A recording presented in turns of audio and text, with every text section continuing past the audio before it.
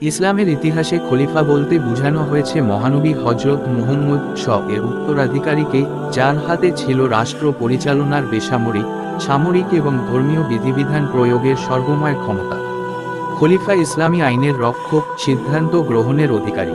তিনি একাধারে শাসক এবং মুসলিম সমাজের ইমাম বা ধর্মীয় নেতা।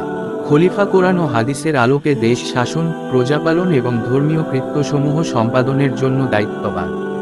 হজরত আবু বকর ও অন্য সাহাবাদের মতে খলিফা হবেন হজরত মুহাম্মদ এর পরিবারের বাইরের কোরাইশ বংশ থেকে। হজরত আলী অনুসারীদের মতো ছিল খলিফা হবেন হজরত মুহাম্মদ এর পরিবারের সদস্যদের মধ্য থেকে। বর্তমানে মধ্যপ্রাচ্যে খেলাফত প্রতিষ্ঠার জন্য আইএস নামক জঙ্গি সংগঠন যে মতবাদ প্রচার করছে তার সারবত্তা বুঝতে হলে খেলাফত সম্পর্কে স্বচ্ছ ধারণা থাকা বাঞ্ছনীয়। হজরত মুহাম্মদ মদিনায় রাষ্ট্র প্রতিষ্ঠা এবং 10 বছর অবস্থান করার পর 632 খ্রিস্টাব্দের 8ই জুন মৃত্যুবরণ করেন। তার মৃত্যুর পর রাষ্ট্রের কর্ণধার কে হবেন তেমন কাউকে তিনি ঠিক করে যাননি। এ বিষয়ে হজরত মুহাম্মদ এর কোনো সুস্পষ্ট নির্দেশ ছিল না। আরবের ঐতিহ্যগত প্রথা অনুযায়ী গোত্রীয় প্রধানদের পদ বংশানুক্রমিক ছিল না। হজরত মুহাম্মদ এর মৃত্যুর পর আনসারগণ একত্র মিলিত হয়ে তাদের মধ্য থেকে একজনকে মদিনার শাসক মনোনীত করার উদ্যোগ নেয়।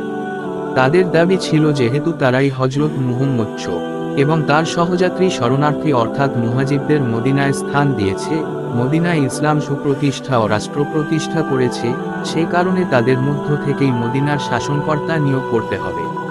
তারা ইবনে উবায়দা নামে একজন খজরজকে নেতা নির্বাচনের জন্য পছন্দও করেছিল।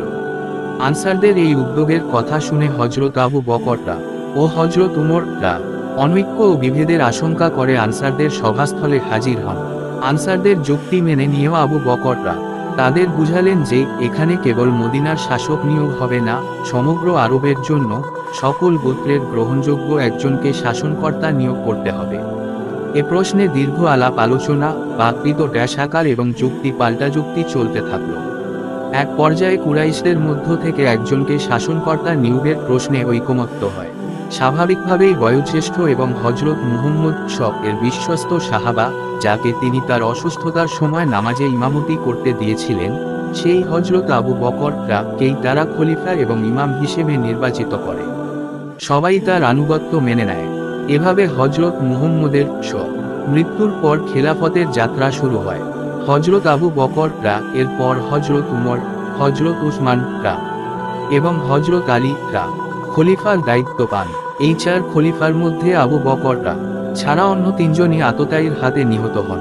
ইসলামের ইতিহাসে এই 4 জন খলিফার শাসনকালকেই খুলাফা-ই রাশিদিনের যুগ বলা হয়। খুলাফা-ই রাশিদিনের অর্থ সত্য পথে পরিচালিত খলিফাগণ। ওরা সবাই হজরত মুহাম্মদ এর নিকটতম ও প্রিয়তম সাহাবা ছিলেন এবং তারই শিক্ষা ও আদর্শ এদেরকে সরাসরিভাবে প্রভাবিত করেছিল এবং তারই প্রদর্শিত পথে এরা শাসনকার্য পরিচালনা করেছিলেন।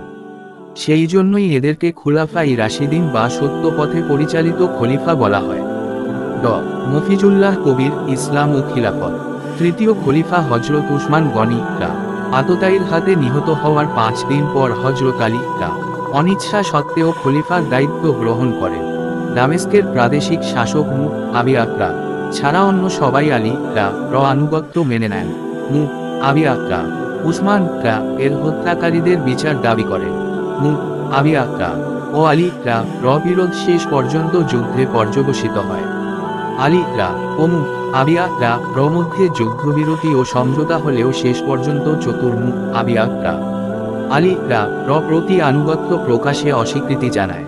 আলী মদিনা হতে কুফায় রাজধানী স্থানান্তরিত করেন। এদিকে মুআবিয়া নিজেকে খলিফা হিসেবে দাবি জানায়। তবে আলী জীবিতাবস্থায় সে প্রকাশ্যে নিজেকে খলিফা বলতে সাহস পায়নি। 661 খ্রিস্টাব্দের জানুয়ারি মাসে খারিজি সম্প্রদায়ের 3 জন ঘাতক কুফায় আলী কে, দামাস্কাসে মুআবিয়া কে এবং ফুসকাতে আমর কে একই দিনে হত্যার ষড়যন্ত্র করে। আমর ওই দিন অসুস্থ থাকায় মসজিদে না আসায় হত্যা চক্রান্ত থেকে বেঁচে যান। আলী কুফায় এবং মুআবিয়া দামাস্কাসে আক্রান্ত হন। মুআবিয়া আহত হন, কিন্তু আলী কুফার মসজিদে নিহত হন।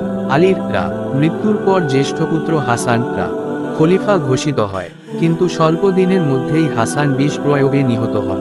এদিকে মুআবিয়া সুস্থ হয়ে উঠে 661 খ্রিস্টাব্দে নিজেকে সমগ্র মুসলিম জগতের খলিফা ঘোষণা করেন।